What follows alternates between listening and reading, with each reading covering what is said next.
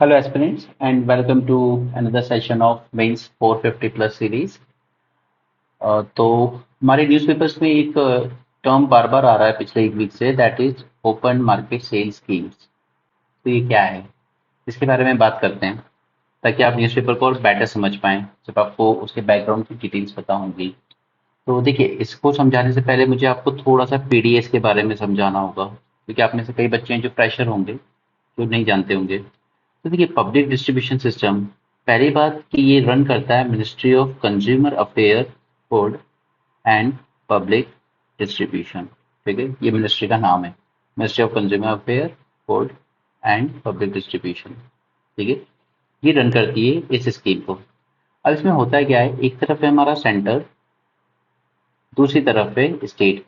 That means कि this scheme is jointly run by centre and state. ठीक है, एक फैक्ट ये आपको याद रखना है, जॉइंटली।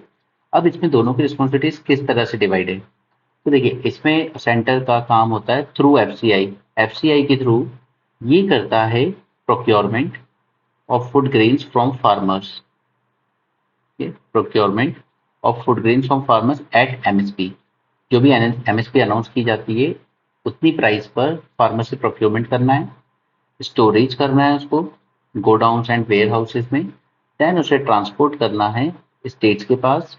ओके, स्टेट गवर्नमेंट्स को ट्रांसपोर्ट किया जाएगा और बल्क एलोकेशन किया जाएगा कि किस स्टेट को कितना देना है, depending upon their population and level of poverty. Clear? तो ये फंक्शन हो जाते हैं सेंटर के। अब बात करते हैं कि स्टेट्स की क्या रिस्पॉन्सिबिलिटी है। तो इसमें स्टेट का पहला काम है दैट आइडेंटिफाई द बेनिफिशियरीज। और ये आइडेंटिफिकेशन कि किस किस को देना है, क्योंकि सबको तो नहीं देना है, सब तो पुअर है नहीं। ठीक है, हमारा जो नेशनल फूड सिक्योरिटी एक्ट है वो भी करीब 80 करोड़ लोगों को देता है। ठीक है, सब्सिडाइज फूड।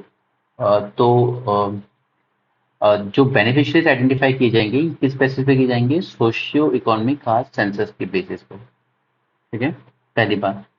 दूसरा, राशन कार्ड इशू करना फैमिलीज को, और इसमें लेके बहुत धांधली होती है, कई बार फेक राशन कार्ड्स पकड़े जाते हैं, एलिमिनेट किए जाते हैं फिर। ठीक है, एंड फिर सुपरवाइज करनी है इनको functioning of fair price shop. Right, आपने अगर नायक मूवी देखी होगी तो आपने देखा होगा ना, उसमें वो जाता है वहाँ पे मैग्नेट लगा के धोखाधड़ी कर रहा था एक दुकान में। That is a fair price shop, जहाँ पे गवर्नमेंट ये सब्सिडाइज फूड ग्रेन सप्लाई करती है, वहां से गरीबों को दिया जाता है। ऑलराइट, तो ये फंक्शंस हैं स्टेट गवर्नमेंट के पास। तो इतना क्लियर हुआ यहाँ तक कि पीडीएस में स्टेट्स की रिस्पॉन्सिबिलिटीज क्या है और सेंटर की रिस्पॉन्सिबिलिटीज क्या है। ठीक है, दोनों ज्वाइंटली एडमिनिस्टर करते हैं इसको। क्लियर? यहाँ तक अगर समझ में आया तो हम आगे बढ़ते हैं। अब देखिए, मोस्टली इसमें कमोडिटीज क्या होती हैं, wheat, rice, sugar, kerosene. But state government चाहे तो और भी चीजें ऐड कर सकती है, जैसे कुछ स्टेट पल्सेस देते हैं, ऑयल सीड देते हैं, आई मीन एडिबल ऑयल्स। ठीक है, सॉल्ट भी देते हैं। ठीक है, इस तरह की चीजें।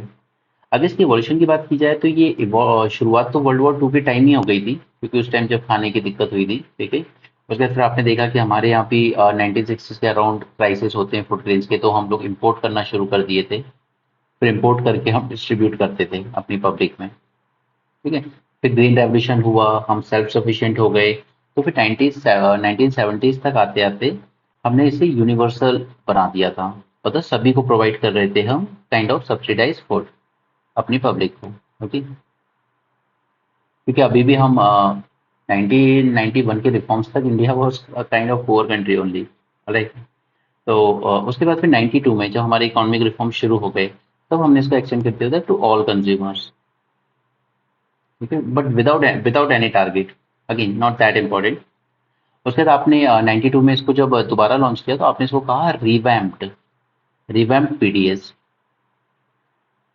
राइट, क्योंकि आपको ज़रूरी होता था जो हिली एरियाज़ हैं, रिमोट एरियाज़ हैं, इनएक्सेसिबल एरियाज़ हैं, वहाँ पर जो अंडर प्रिविलेज क्लास रह रही है, वहाँ तक पहुँचाने के लिए इसमें कुछ रिफॉर्म्स किए गए। ठीक है, फिर 1997 तक आते आते हमने इसको और बेटर बनाने के लिए हमने इसको कहा टारगेटेड पीडीएस।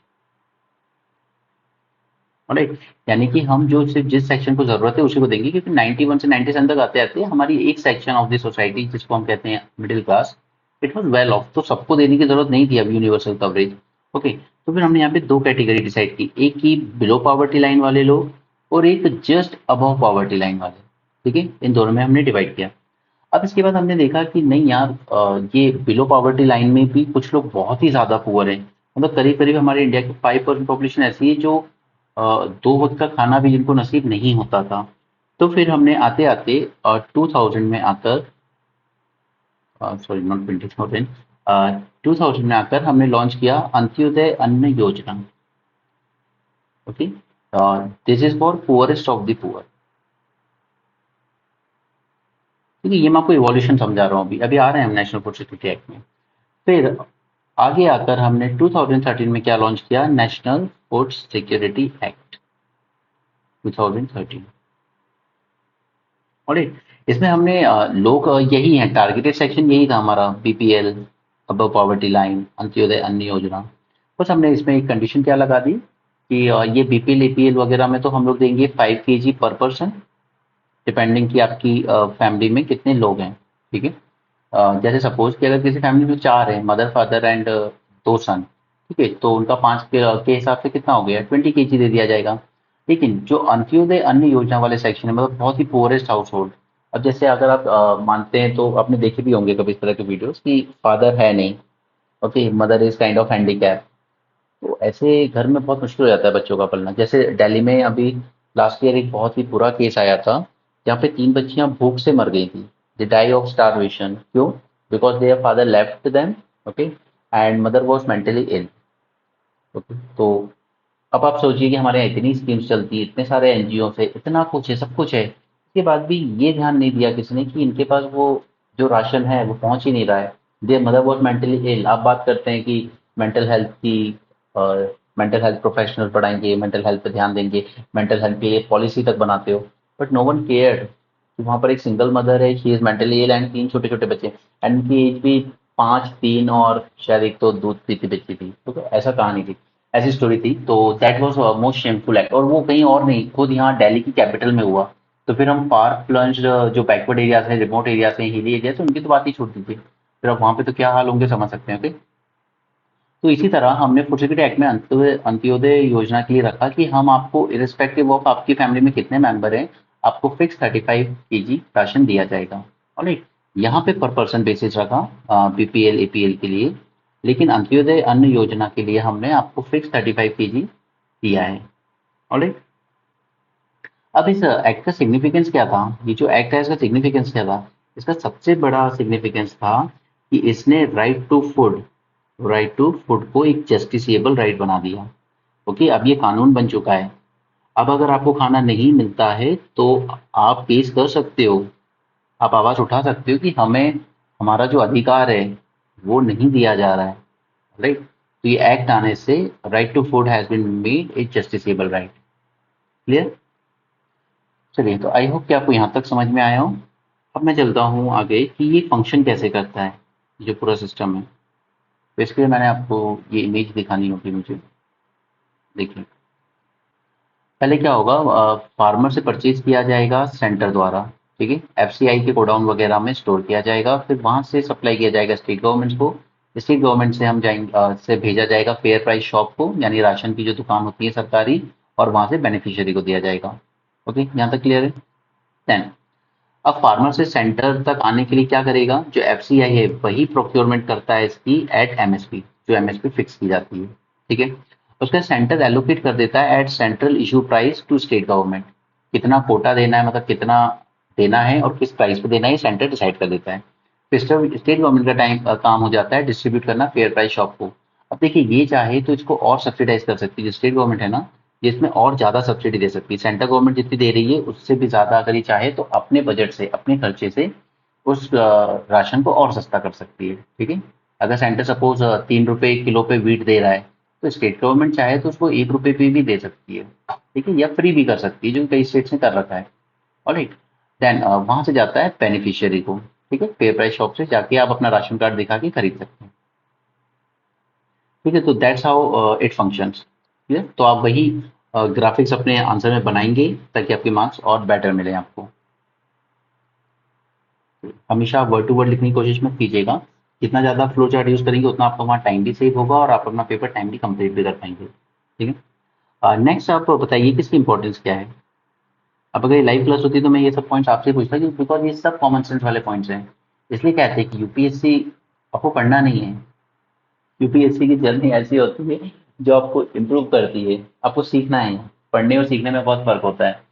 ओके, चलिए एनीवे, वो सब फालतू की बातें। Importance of PDS. तो पहले पहले सबसे पहले क्या प्रोवाइड कर रहा है, सबसे इंपॉर्टेंट ये फूड सिक्योरिटी प्रोवाइड कर रहा है हमारे लोगों को, कि आप जो भी हैं, जैसे भी हैं, आप जितना भी कमाते हैं या आप काम करते हैं नहीं, लेकिन एटलीस्ट आपका अधिकार है देश का नागरिक होने के नाते कि आपको कम से कम फूड सिक्योरिटी तो प्रोवाइड की जाए। ठीक है, और इसी के अंदर फिर एक सब टॉपिक आ जाता है न्यूट्रिशनल सिक्योरिटी। ठीक है, क्योंकि हमें ये भी पता है कि हम लोग अंडरवेट बच्चों की और मेल नरिश बच्चों की कैपिटल है वर्ल्ड में। सबसे ज़्यादा मेल नरिश बच्चे हमारे यहाँ मिलते हैं, इवन अफ्रीका से भी ज़्यादा। ठीक है, तो दूसरा ये हमें प्रोवाइड करता है न्यूट्रिशनल सिक्योरिटी। क्लियर।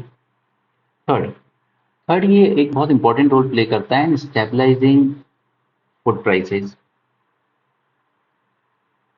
ठीक है, कैसे? क्योंकि ये अफोर्डेबल अफोर्डेबल बनाता है हमारे फूड को। अब कैसे बनाता है ये मैं आपको बताता हूँ। ठीक है, एफसीआई के गोडाउन में अनाज पड़ा हुआ है। ठीक है, अब जैसे कई प्राइवेट ट्रेडर्स भी हैं, ठीक है, जो मंडी से डायरेक्ट खरीद लेते हैं अनाज। ठीक है, तो सपोज कि हमारे मार्केट में एक पर्टिकुलर क्वांटिटी का वीट इस वक्त सप्लाई है।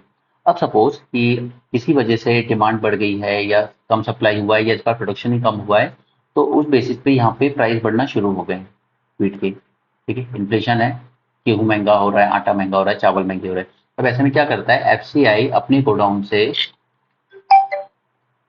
एफसीआई अपने गोडाउन से कुछ wheat and rice direct market में सप्लाई कर देता है।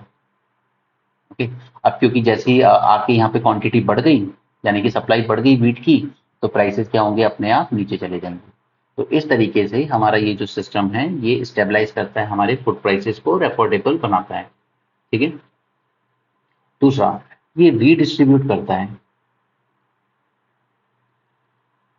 रीडिस्ट्रीब्यूट करता है grains from surplus region to deficit reason,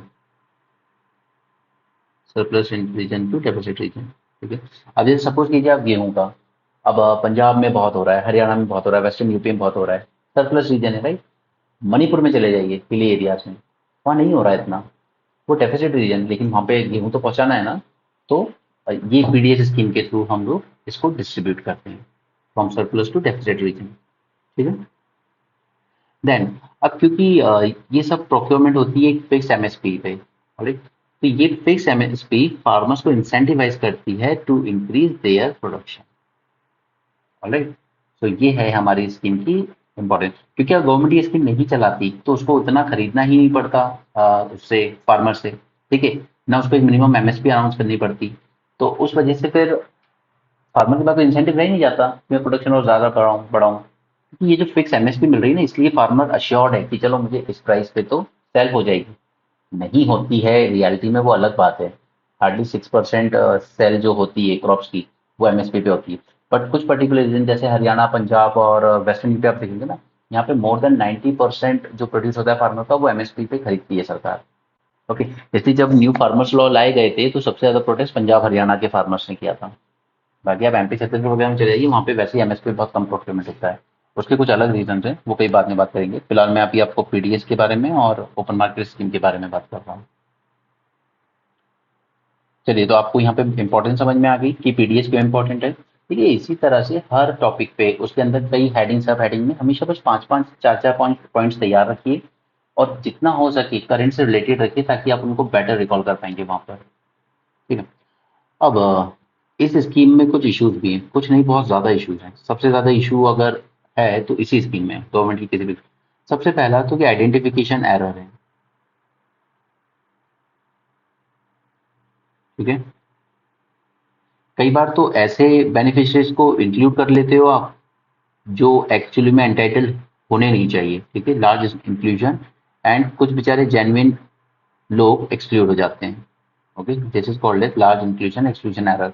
and as per government data itself करीब 11 करोड़ लोग अभी भी ऐसे हैं जो एक्सक्लूड हैं, लेकिन उनको मिलना चाहिए। ओके, जो फॉल करते हैं इस कैटेगरी में, लेकिन उनको मिल नहीं पा रहा है। क्लियर, तो पहला point identification error. Second, leakages बहुत हैं। ठीक है। क्यों? क्योंकि वही अगेन मैं नायक मूवी फिल्म का एग्जांपल दे रहा हूँ, ब्लैक मार्केटिंग बहुत होती है। ये लोग क्या करते हैं, फेयर फेयर प्राइस शॉप वाले सरकार से ले लेते हैं सस्ते में, 1 रुपए 2 रुपए 3 रुपए में, और उसको डाइवर्ट कर देते हैं ओपन मार्केट में। अब सपोज कि सरकार से इनको मिल गया 1 2 या 3 रुपए में, क्लियर। अब मार्केट में प्राइस चल रहा है 30 रुपए केजी। तब ये लोग क्या करते हैं, यहाँ से किसी गरीब का हक मार के डाइवर्ट कर देंगे कि चलो 15 रुपए केजी में हमने मार्केट में बेच लिया। ठीक है। तो वहां पे मार्केट में जिस दुकानदार को बेचा उसको भी 15 रुपए का फायदा हो गया, और ये जो फेयर प्राइस शॉप वाला था इसको भी 15 रुपए का फायदा हो गया। अल्टीमेटली नुकसान किसको हुआ? उस गरीब इंसान को। ठीक है। और कई बार फेक राशन कार्ड भी बनवा लिए जाते हैं, यानी कि कोई बेनिफिशियरी है ही नहीं उस राशन कार्ड पे, लेकिन उस राशन कार्ड पे ये लोग एलोकेट करवा रहे हैं और फिर उसको यहाँ जाके मार्केट में सेल कर रहे हैं 15 रुपए केजी में और अपना प्रॉफिट बना रहे हैं। ठीक है। This is called as black marketing. तो ये जो लीकेज है ये बहुत बड़ा इशू है। इवन प्लानिंग कमीशन जो पहले थी वो बताती थी कि करीब जितना एलोकेशन किया जाता है ना, उसका 36% लीकेज में चला जाता है ऑल इंडिया लेवल पे, और ये बहुत बड़ा अमाउंट है। ओके।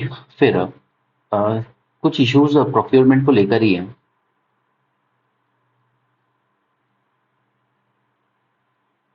फिर इसमें क्या है कि हमने रखा है open ended procurement.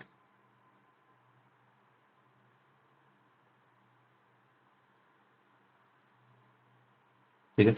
Open ended procurement का मतलब ये है कि जैसे सपोज ये एफसीआई है। ठीक है। तो फार्मर जितना चाहे, जितना प्रोड्यूस चाहे वो सारा ला सकता है जितना उसके पास है, और एफसीआई की मजबूरी है कि उसको खरीदना ही पड़ता है।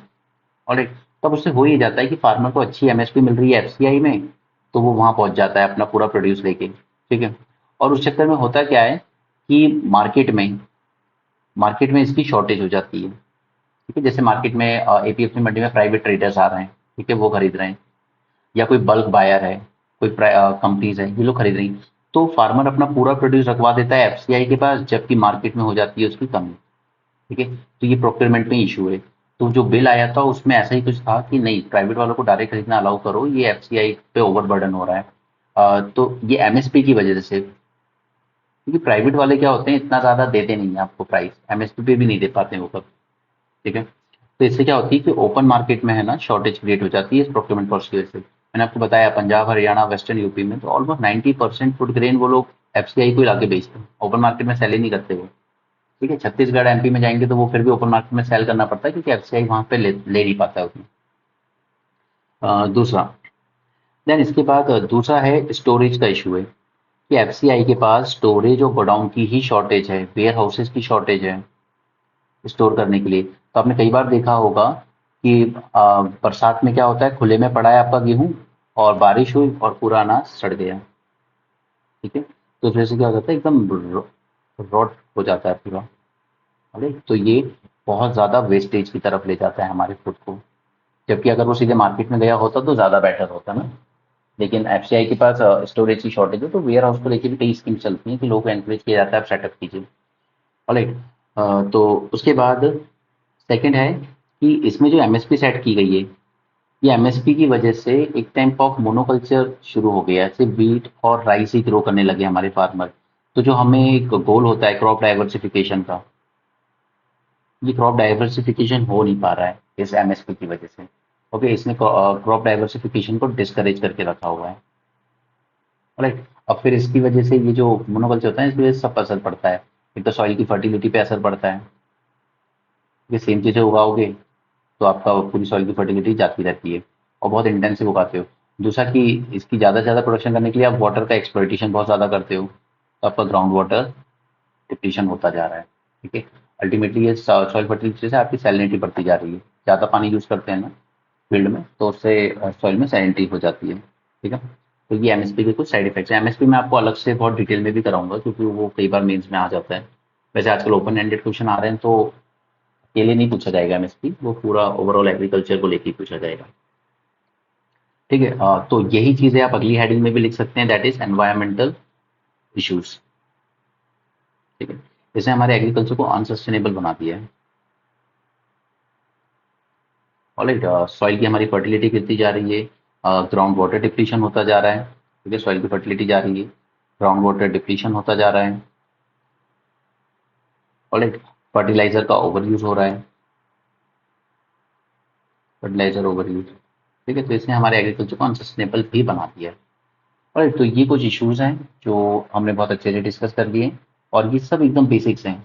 आप अगर अपने ब्रेनस्टॉर्मिंग भी करोगे ना तो आप खुद से सोच लोगे ये सब। Identification issue, leakages, procurement, storage problem, MSP से की वजह से इशू, और एनवायरमेंटल इश्यूज। ठीक है, अब हम बात करते हैं कुछ पीडीएस के रिफॉर्म्स को लेकर। इस पीडीएस में रिफॉर्म क्या किए गए हैं? पहला, हमने आधार को इंक्लूड किया, और इससे क्या सॉल्व हो जाएगा? ये जो इंक्लूजन एंड एक्सक्लूजन एरर है ना, वो सॉल्व हो जाएंगे। Right, this is first reform. Second, technology को हमने यूज किया है टारगेटेड पीडीएस के इम्प्लीमेंटेशन में।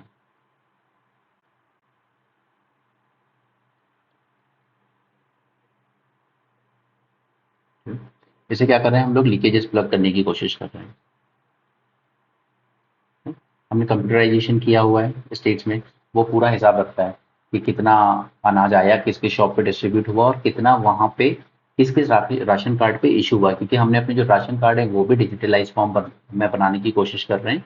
लाइक इसमें आप लिख सकते हो डिजिटल कार्ड या डिजिटल राशन कार्ड। ठीक है, क्योंकि उस राशन कार्ड के साथ क्या होता है कि आप उसको काउंटरफिट नहीं कर सकते।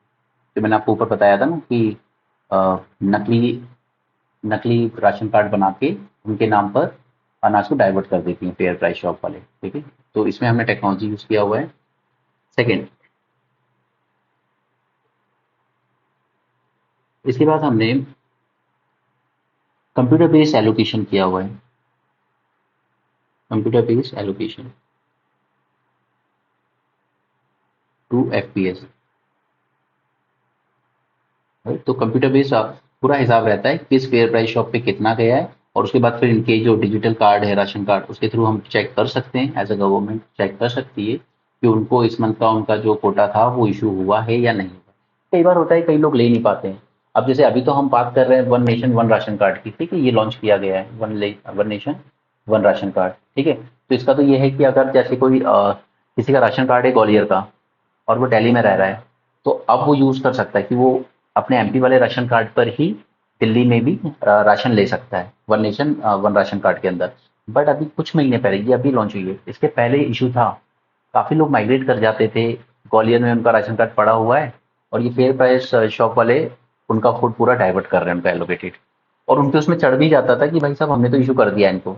तो अभी जो हमने डिजिटलाइज किया है, कंप्यूटर बेस्ड एलोकेशन किया हुआ है, इससे बेटर पता चलता है। फिर कई बार क्या होता है कि एलोकेशन सपोज किसी को हुआ है 5 केजी, ठीक है, और उसको दे देते थे ये लोग सिर्फ 3 केजी, बाकी 2 केजी डाइवर्ट कर देते थे, और उसको कह देते थे कि नहीं बस आपके कार्ड पर इतना ही एलोकेट हुआ है इस बार। और बैकवर्ड एरिया में लोग मान भी लेते हैं, कर भी क्या सकते हैं, लेकिन अब कंप्यूटर बेस्ड एलोकेशन है तो आप चीटिंग नहीं कर सकते कस्टमर के साथ। आपको दिखाना होगा उसको किसको कितना एलोकेट हुआ है। राइट, फिर दूसरा है कि हमने जीपीएस टेक्नोलॉजी यूज की है ट्रक्स में।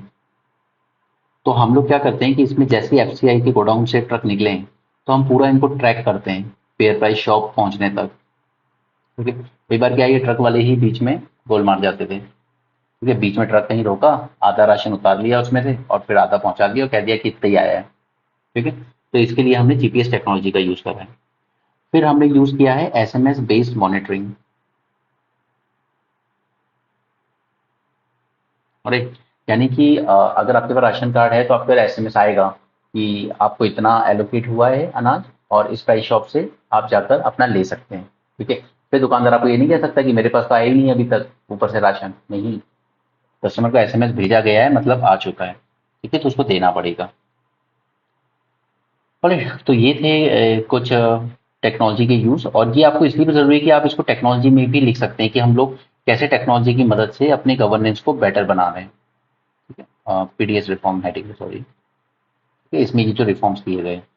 ऑलराइट, तो ये आप दोनों तरीके से यूज कर सकते हैं। अगर क्वेश्चन एग्रीकल्चर पे आए उसमें भी ये चीजें पॉइंट लिख सकते हैं आप, और अगर आपका क्वेश्चन टेक्नोलॉजी का यूज फॉर गवर्नेंस या गुड गवर्नेंस, तो उसमें भी आप यूज कर सकते हैं। ऑलराइट, अब फिर एक और चीज आती है कि हमारे यहाँ पीडीएस में, अब ये जो मैंने तुम्हें आपको बताया बहुत सारे लीकेजेस वगैरह, तो कई बार कहा जाता है कि पीडीएस की जगह अगर हम कैश ट्रांसफर कर दें लोगों को तो कैसा रहेगा। ओके, तो मैं आपको इसके कुछ एडवांटेज डिसएडवांटेज बता देता हूँ। पहला, पीडीएस के एडवांटेज क्या है? देखिए, इसके एडवांटेज है कि ये बेनिफिशियरी को इंसुलेट करता है फ्रॉम इन्फ्लेशन। राइट। मुझे एज अ बेनिफिशियरी अगर मुझे मिल रहा है तो मुझे फर्क नहीं पड़ रहा कि मार्केट में इसकी प्राइस 30 रुपए है या 50 रुपए। मुझे तो मेरा एलोकेट जो हो रहा है कुछ स्टेट में फ्री है, कुछ में 1-2 रुपए 3 रुपए है, ठीक है, तो मुझे इन्फ्लेशन से प्रोटेक्शन देता है पीडीएस। ऑलराइट। देन, और ये इंश्योर करता है कि आपको जो अगर आपको फूड ग्रेन एलोकेट हुआ है तो आप फूड ग्रेन ही मिल रहा है आपको, ठीक है। जबकि कैश में ये होगा कि आपको कैश मिल गया है, अब चाहे उसको आप फूड में यूज कीजिए या आप नॉन फूड चीजों में कर दीजिए। जैसे कि अधिकतर कई जगहों पे देखा जाता है, अगर कैश दे दिया आपने तो वो शराब पीने में उड़ा दिया, ठीक है, घर पे बच्चों के लिए खाना आया नहीं। तो इस तरह का मिसयूज होता है कैश ट्रांसफर में, जबकि पीडीएस में ऐसा नहीं होता। और पीडीएस में क्या है कि आपको इन्फ्लेशन से प्रोटेक्ट नहीं करता, इन्फ्लेशन से इंसुलेट नहीं कर पाएगा, ठीक है। क्यों नहीं कर पाएगा? क्योंकि अगर आपको सपोज दे दिया गया है कि आपको 5 लोगों के परिवार के लिए चलिए आपको 100 रुपए दे दिए सपोज, ठीक है। तो अगर सपोज कीजिए कि उसी मंथ में एकदम से व्हीट की जो आपको आटा मिल रहा है उसकी प्राइस 30 से बढ़ के सीधे 40 रुपए हो गई, तो इस 30 रुपए के हिसाब से तो आप करीब 3.5 किलो समथिंग परचेज कर पाते थे, लेकिन अब तो आप कर पाओगे हार्डली 2.5 kg, ठीक है। तो यहाँ पे आपको कैश ट्रांसफर में आप इंसुलेट नहीं रह पाते हो इन्फ्लेशन से, ठीक है। That is one issue. फिर पीडीएस इंश्योर करता है कि ये रिमोट रीजन तक पहुंचेगा, ठीक है। एक अच्छा खासा फेयर प्राइस शॉप का नेटवर्क क्रिएट हो जाता है पूरा, ठीक है। ये चीज कैश में नहीं हो पाती है, ठीक है, क्योंकि आप कैश तो पहुंचा दोगे, बट अगर सपोज कि वहां पर उस रीजन में वो फूड अवेलेबल ही नहीं हो पा रहा है और वहां तक वो फूड पहुंचा ही नहीं है, तो वो कैश का क्या करेगा इंसान, ठीक है। लेकिन कैश एक बेनिफिट ये भी देता है कि इंसान अपनी डाइट या अपने खाने की चॉइस अपने हिसाब से डिसाइड कर सकता है, तो ये एक कैश ट्रांसफर का एडवांटेज होता है, ठीक है। एक और एडवांटेज जो एडमिनिस्ट्रेटिव खर्चा होता है, प्रोक्योरमेंट किया, फिर उसको ट्रांसपोर्ट किया, उसको स्टोरेज किया, ये जो एडमिनिस्ट्रेटिव एक्सपेंसेस होते हैं ना, ये हमारे सेव हो जाते हैं, क्योंकि पीडीएस में बहुत बड़ा अमाउंट है एडमिनिस्ट्रेटिव एक्सपेंसेस। ऑलराइट। लेकिन फिर आप इसका अगर डिसएडवांटेज देखें कैश वाले का, तो दूसरा एक रीजन ये है कि bank and post office area है क्या हर जगह, खासकर काफी, अगर हम हिली एरिया में चले जाएं तो क्या वहां पर बैंक ब्रांच पे या पोस्ट ऑफिस ये सब है उतना नजदीक? एक बार 5-5 किलोमीटर दूर है तो कैसे जाएगा इंसान लेने वो सब। राइट। उसके बाद यहाँ पे इसके डिसएडवांटेज की बात हम ऑलरेडी कर ही चुके हैं, ठीक है। हाई लीकेज है इसमें, बहुत ज्यादा लीकेजेस है, ठीक है। फिर उसके बाद ये राशन शॉप वाले एडल्ट्रेशन भी कर देते हैं इसमें, मिलावट। राइट। बस आई थिंक इतना काफी है हमारा इस टॉपिक पे बात करने के लिए। अब मैं आपको लेके आता हूँ अपने मेन टॉपिक पे, ठीक है। तो ये तो मैंने आपको सिर्फ ऐसा एक बैकग्राउंड के तौर पे बता दिया। अब देखिए, अब हम आते हैं अपने मेन टॉपिक पे जो कि जिसमें बार बार बना हुआ है,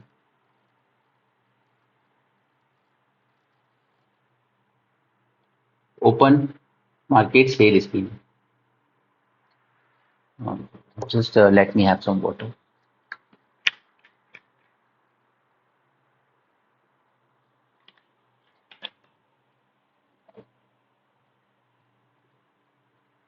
ठीक है।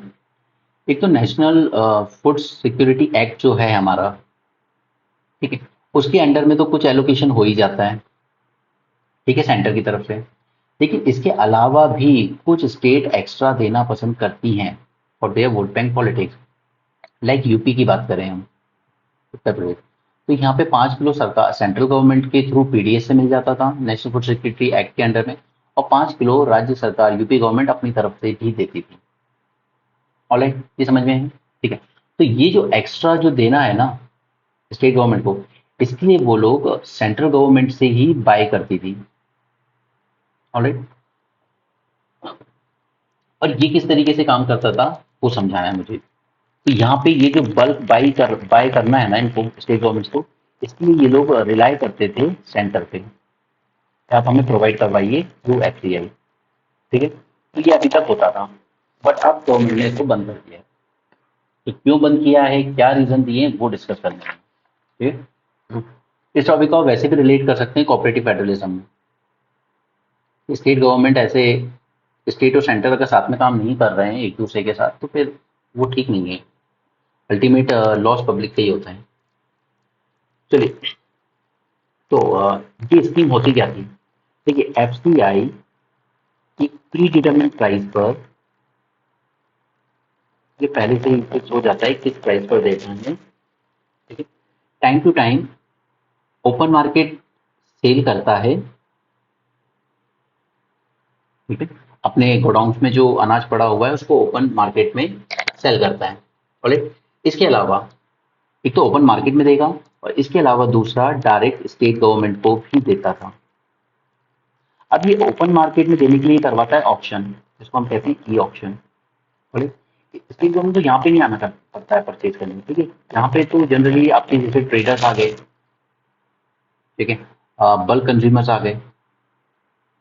बल्क कंज्यूमर्स जैसे होते हैं ना फास्ट फूड चेन वाले, उनको भी तो जरूरत पड़ती है ना वीट वगैरह की, चावल वगैरह की, तो बल्क में ले जाते हैं लोग कई बार। उसके बाद अलावा रिटेल चैन वाले वगैरह आ गए, वॉलमार्ट जैसे। ठीक है, तो ये लोग ये ऑप्शन में आएंगे, वहां से परचेज करेंगे। ठीक है, स्टेट गवर्नमेंट को यहाँ पे पार्टिसिपेट नहीं करना पड़ता है, वो डायरेक्ट उनको एलोकेट कर दिया जाता है from centre pool based on their need, जिनको जितनी नीड है। ओके, लेना इसी स्कीम से, ओएमएसएस से। ठीक है, लेकिन ई ऑप्शन में नहीं जाना है, स्टेट गवर्नमेंट को यहाँ नहीं जाना पड़ता है, वो एफसीआई से डायरेक्ट ले सकती है, डिपेंडिंग द सेंटर उनको कितना कोटा एलोकेट करता है इसके लिए। बोले अब ये सोचिए, इस स्कीम को हम पूरी तरह से कहते हैं ओएमएसएस-डी, मतलब डोमेस्टिक डोमेस्टिक मार्केट में सप्लाई होगा। ठीक है, तो इस स्कीम में पहले आप ये सोचिए कि एफसीआई क्यों कर रहा है ये यूज, इसका ऑब्जेक्टिव क्या है इसके पीछे, ये स्कीम क्यों कर रहा है ये। तो सबसे पहले पहला रीजन क्या है कि मार्केट में उसको एनहांस करना है supply, enhance supply of good grain in market. Suppose market में शॉर्टेज है, प्राइस बढ़ती जा रही है, तो आप थोड़ा सप्लाई बढ़ा दीजिए मार्केट में। ठीक है, तो पहला काम तो ये हो गया इस स्कीम का। राइट, दूसरा, उस महंगाई को कंट्रोल करने के लिए सप्लाई बढ़ाया है अगर, तो प्राइस मॉडरेट हो जाएंगे। राइट, तो दूसरा रीजन ये है इसका। उसके बाद उसके पास खुद ही बहुत ज्यादा स्टॉक पड़ा हुआ है, मैंने आपको बताया ऊपर की स्टोरेज कैपेसिटी कम है एफसीआई के पास, जितना उसके पास आता है ना उतनी स्टोरेज कैपेसिटी नहीं है। तो वो अपना जो एक्सेस स्टॉक है उसको ऑफलोड करना चाहता है, क्योंकि स्टॉक मेंटेन करने का भी तो खर्चा है ना। जैसे अगर एक आपका वेयर हाउस है, ठीक है, तो वहां पे एफसीआई ने जो परचेज किया होगा वो स्टोर करेगा, और वो आपको हर महीने पैसे देगा वो अनाज रखने के, तो एफसीआई का खर्चा हो रहा है ना। तो उस खर्चे से बचने के लिए वो अपना एक्सेस स्टॉक ऑफलोड करने की कोशिश करता है। ठीक है? और उसी तरीके से वो रिड्यूस करना चाहता है अपनी कैरिंग कॉस्ट, क्योंकि इस स्टॉक को रखने के लिए उसको कॉस्ट बियर करनी पड़ेगी ना, जैसे वेयर हाउस वालों को देना पड़ेगा, तो वो अपनी कैरिंग कॉस्ट को भी कम करना चाहता है। तो ये चार इसके ऑब्जेक्टिव हो जाते हैं। आई होप आपको समझ में आया। ठीक है, पहला, मार्केट में सप्लाई बढ़ाना है, सप्लाई बढ़ाने से क्या होगा, प्राइस मॉडरेट हो जाएंगे जो महंगे हो रहे हैं। ठीक है, तीसरा, अपना स्टॉक ऑफलोड करना है उसे। एंड फोर्थ, ये स्टॉक ऑफलोड कर देगा तो उसकी जो कैरिंग कॉस्ट, जो खर्चा है उसका मेंटेन करने का, ये कम हो जाएगा। ठीक है, ये होते हैं हमारे चार ऑब्जेक्टिव, ये स्कीम क्यों चलाता है एफसीआई। अब हम बात करते हैं कि इसके एडवांटेज क्या हैं। तो अगेन सेम चीजें, यही चीजें आप उसमें लिख सकते हो कि एडवांटेज क्या है इसके, तो वही आ जाएगा, प्राइस स्टेबलाइज करना। ठीक है, प्राइस स्टेबलाइज के अलावा वेस्टेज रिड्यूस करना, तो बरसात हो जाती है, खुले में पड़ा हुआ है तो वेस्ट हो जाता है ना, खराब हो जाता है। ठीक, उसके बाद अपनी कैरिंग कॉस्ट कम करना। तो जो इसके ऑब्जेक्टिव्स हैं वही इसके एडवांटेज हो जाते हैं, सेम थिंग। अब मुझे अब इम्पोर्टेंट ये है कि सरकार ने इसमें क्या चेंज किए। तो सरकार ने, सेंट्रल गवर्नमेंट ने इसमें रिसेंटली दो चेंजेस किए, जिस वजह से न्यूज में बना हुआ है। और हर हफ्ते आपके, हर हफ्ते क्या, आप ऑलमोस्ट हर दूसरे दिन आपके न्यूज़पेपर में आता रहता है। और मैं उसको वहाँ पे स्किप करवा देता था, क्योंकि मुझे ये आपको पूरा डिटेल में समझाना था, स्पेशली आप में जो भी प्रेशर है। तो पहला चेंज ये किया है कि इन्होंने जो सिंगल बिडर होते हैं, जैसे बल्क बायर हो गए, रिटेल चेन हो गई, ये सिंगल बिडर जो है ना, इनको जो जितनी क्वांटिटी परचेज कर सकते थे, इनकी क्वांटिटी ही रिस्ट्रिक्ट कर दी है। जैसे पहले इनको अलाउ होता था कि आप करीब एक बिडिंग में एक बार बिडिंग करने आइए और आप करीब 3,000 मैट्रिक टन ले जा सकते हैं। इसको इन्होंने रिड्यूस करके अब कर दिया है कि नहीं, एक बार की बिडिंग में आप सिर्फ 10 से 100 मैट्रिक टन ही ले जा सकते हैं।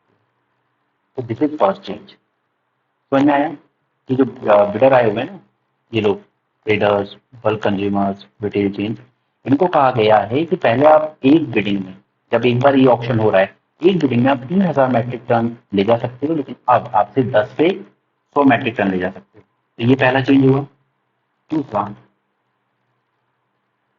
कि इन्होंने व्हीट एंड राइस की जो सेल थी स्टेट्स को, मतलब स्टेट गवर्नमेंट्स को, ये बंद कर दी है। ठीक है, अब स्टेट गवर्नमेंट यहाँ से नहीं ले सकती। अगर आपको लेना है तो जाइए मार्केट में और मार्केट से परचेज कीजिए और फिर डिस्ट्रीब्यूट कीजिए आप। अरे ये सब उसके बाहर हो रहा है। ठीक है, वो जो नेशनल फूड सिक्योरिटी एक्ट के अंडर में जितना एलोकेशन है, उसके अलावा जो एक्स्ट्रा देना होता है स्टेट गवर्नमेंट को अपने वोटर्स को, उसको बंद कर दिया है कि आपको अगर अपने वोटर्स को एक्स्ट्रा देना है तो आप खुद मार्केट से परचेज कर लीजिए, दे दीजिए, सेंटर आपको नहीं दे पाएगा। राइट, ये दो चेंजेस हुए हैं, तो ये आपकी एग्जाम के लिए सबसे इंपॉर्टेंट है।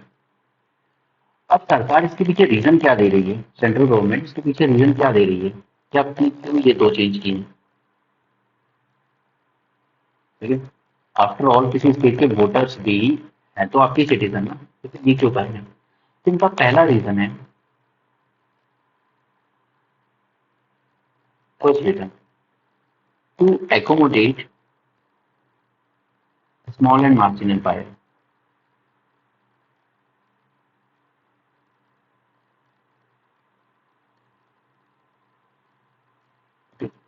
क्योंकि small and marginal buyer buyer भी अगर यहाँ से ले पाएंगे तो इसकी जो रीच है वो थोड़ी और वाइड हो जाएगी।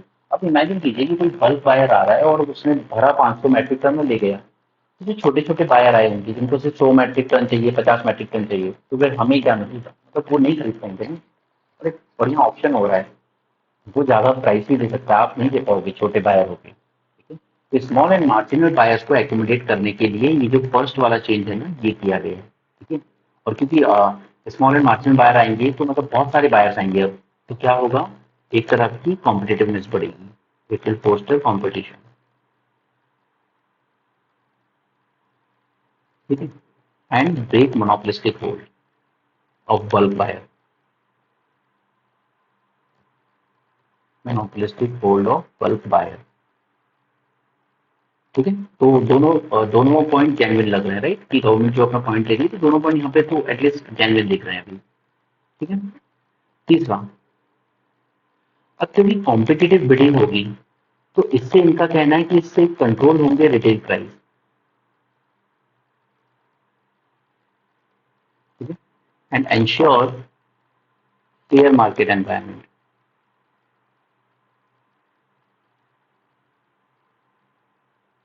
बट अगर आप एक पॉइंट ऑफ व्यू से देखो तो ऐसा नहीं है। यहाँ पे जब कंपटीशन और ज्यादा बढ़ेगा लोगों में, तो आप तो ज्यादा प्राइस ऑफर करोगे ना एफसीआई को, तो उल्टा और शायद थोड़ा महंगा पड़ेगा ये। गवर्नमेंट का पॉइंट है तो एनीवे, हमें वो लिखना है जो गवर्नमेंट बता रही है, हमें वो अपना पर्सनल ओपिनियन नहीं देना है फिलहाल। राइट, तो ये तो है फर्स्ट तीन वाला, फर्स्ट वाला जो चेंज किया उसके रीजन। अब जो स्टेट गवर्नमेंट के साथ किया है उसका रीजन क्या है, तो इसलिए गवर्नमेंट तीन रीजन देती है मेजरली। इनका कहना है कि इन्फ्लेशन को मार्केट के थ्रू बेटर कैटर किया जा सकता है then by state government, rather than state government. क्यों, क्योंकि स्टेट गवर्नमेंट तो सिर्फ बेनिफिशियरीज को देगी। अब जैसे हमारे यहाँ 80 करोड़ लोग एलिजिबल हैं इसके लिए, ठीक है, तो बाकी के बन गए 60 करोड़ लोग, उनका क्या, आखिर अल्टीमेट वो भी तो कंज्यूमर है ना। तो अगर आप सारा उधर ही डाइवर्ट कर दोगे सब्सिडाइज वाली साइड में 80 करोड़ लोगों के लिए, तो फिर बाकी 60 करोड़ जो कंज्यूमर है उन्हें तो ये इन्फ्लेशन फेस करना पड़ेगा, मार्केट की शॉर्टेज होगी, प्राइस बढ़ेंगे तो उन्हें तो मार्केट प्राइस पे खरीदना पड़ेगा। राइट, तो इसीलिए सरकार का कहना है कि देखिए अगर ये फूड सप्लाई इस स्कीम से सीधे मार्केट में जाएगा तो प्राइस बेटर कंट्रोल होंगे रादर देन कि हम स्टेट गवर्नमेंट को दे पाए। तो ये पहला रीजन है, सम बहुत जेन्युइन दिखता है कि चलो हाँ बात तो सही कह रहे हैं। ठीक है, सेकेंड सेकेंड रीजन ये कहती है कि हमें मेंटेन करने में एडिक्वेट बफर स्टॉक। ठीक है, क्योंकि इनका अनुमान है कि इस बार थोड़ी अनसीजनल रेन हुई है, टेम्परेचर हीट वेव भी पड़ी थी मार्च में पंजाब साइड, ठीक है, तो उसमें प्रोडक्शन भी कम हुआ था वीट का। तो इनका कहना है कि इस बार जो प्रोडक्शन होगा ना वो थोड़ा कम होगा, तो इसलिए हमें अपना बफर स्टॉक एडिक्वेट मेंटेन करना है। और आपको मैंने बताया ना कल न्यूज़पेपर में कि हमने एक्सपोर्ट भी बैन कर दिया वीट का, राइट। तो सरकार कह रही है कि हम एडिक्वेट बफर स्टॉक, लेकिन अगर दूसरी साइड आप देखें तो इतना ज़्यादा जेन्युइन दिखता नहीं है रीजन, क्योंकि करीब पिछले 3 साल से हमारा जो एडिक्वेट बफर स्टॉक के नॉर्म्स है ना, कितना बफर रखना है, उससे ऑलमोस्ट डबल पड़ा हुआ है एफसीआई के पास पिछले 3 साल से लगातार। ठीक है, तो ये इतना वैलिड रीजन नहीं दिखता है, लेकिन क्योंकि गवर्नमेंट ने रीजन दिया है तो हमें अपने एग्जाम में लिखना होगा। ऑलराइट, एंड थर्ड है उनका गवर्नमेंट का एक ऑब्लिगेशन इन 80 करोड़ के अलावा जो कंज्यूमर्स हैं मार्केट में उनकी तरफ भी है कि आप उधर सस्ता देने के चक्कर में इधर इतना शॉर्टेज मत क्रिएट कर दिए कि हमें बहुत महंगा पड़े, जो कंज्यूमर्स हैं, right. Obligation towards consumers who are not covered under NFSA.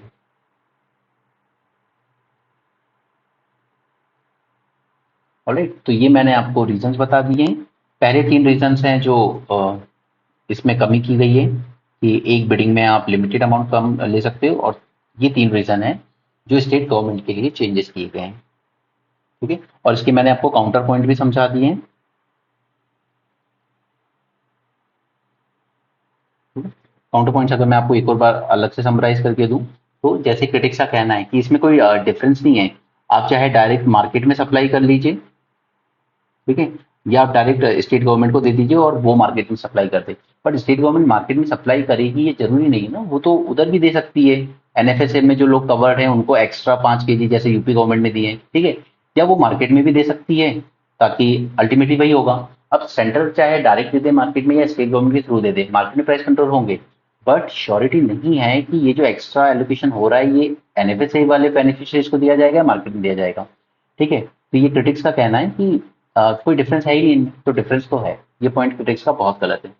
ठीक है, सेकंड, ये कहते हैं कि हमारा बफर स्टॉक जो है वो ऑलरेडी पिछले 3 साल से ऑलमोस्ट डबल पड़ा हुआ है, जितना चाहिए उससे ज्यादा ही है हमारे पास। बट गवर्नमेंट क्या कह रही है कि इस साल जो आउटपुट आएगा वो कम आएगा, तो वो जब आउटपुट आएगा तब पता चलेगा कि ये पॉइंट कितना वैलिड है और कितना नहीं। ठीक है, तीसरा, अगर आप स्टेट गवर्नमेंट को फोर्स करते हो, जैसा कि मैंने आपको बताया कि आप मार्केट से खरीद लीजिए और दे दीजिए, तो अब एक बात बताइए, आप मार्केट में दो लोग आ गए हैं, एक तो कंज्यूमर्स, वो कंज्यूमर जो कि कवर्ड नहीं है एनएफएसए में, ठीक है, non non national food security act वाले कंज्यूमर, ठीक है, तो दूसरा गवर्नमेंट खुद भी आ गई है मार्केट में परचेज करने। तो आपको क्या लगता है, यहाँ तो और प्राइस बढ़ जाएंगे ना उल्टे। ठीक है, किसी चीज के अगर दो खरीदार आ गए तो प्राइस और बढ़ेंगे, कम क्यों होंगे। ठीक है, तो क्रिटिक्स का कहना है कि सरकार जो कह रही है कि आप मार्केट से खरीद के दे दीजिए, तो साहब इससे तो इन्फ्लेशन और बढ़ जाएगा, कम थोड़ी होगा। राइट, तो ये काउंटर पॉइंट है इसके, ये तीनों। अब हम देखते हैं कि फिर क्या करें, क्या करना चाहिए अब स्टेट्स को, क्योंकि सेंटर ने तो कह दिया कि हम नहीं देंगे। तब स्टेट के पॉइंट ऑफ व्यू से सोचिए कि आपको क्या करना चाहिए। पहला, पहले तो हमें इस पीडीएस को थोड़ा डाइवर्सिफाई करना चाहिए, डाइवर्सिफिकेशन ऑफ पीडीएस। ये जो स्टेट गवर्नमेंट है, जब wheat and rice, suppose wheat and rice mill रहा है centre national food security act के अंडर में, जब वहां से वीट और राइस मिल रहा है तो आप अपना पोर्टफोलियो डाइवर्सिफाई कर लीजिए ना, आप पल्सेस दे दीजिए, ठीक है, आप शुगर दे दीजिए, आप ऑयल दे सकते हैं, ठीक है, तो आप अपना पोर्टफोलियो डाइवर्सिफाई कर लीजिए। वीट राइस पर ही क्यों डिपेंड है, वो चीज सेंटर प्रोवाइड कर दी तो आप दूसरी चीजें प्रोवाइड कर लीजिए। सेकंड, आप खुद ऑल्टरनेटिव सोर्सेज ढूंढिए, जैसे मैंने आपको बताया कि पंजाब हरियाणा यूपी साइड तो चलो एफसीआई खरीद लेता है काफी, लेकिन एमपी छत्तीसगढ़ है जैसे, ठीक है, एमपी छत्तीसगढ़ उड़ीसा, चलिए एमपी को हटा देते हैं इसमें से अभी, मैं आपको एग्जांपल देना चाह रहा हूँ, क्योंकि छत्तीसगढ़ और उड़ीसा ने किया है, इन्होंने डायरेक्ट परचेज किए फार्मर से, कि हम सेंटर के पास जाना ही नहीं है हमें लेने, हम डायरेक्ट फार्मर से परचेज करेंगे और अपना पीडीएस वाले बेनिफिशियर्स को जो भी एक्स्ट्रा देना है हम यहाँ से दे देंगे। तो आप डायरेक्ट परचेज कर लीजिए अगर आपकी स्टेट गवर्नमेंट का बजट है तो, सेंटर पे क्यों डिपेंड रहना है आपको। ठीक है, तो सेकंड पॉइंट है हमारा ऑल्टरनेट सोर्सेज।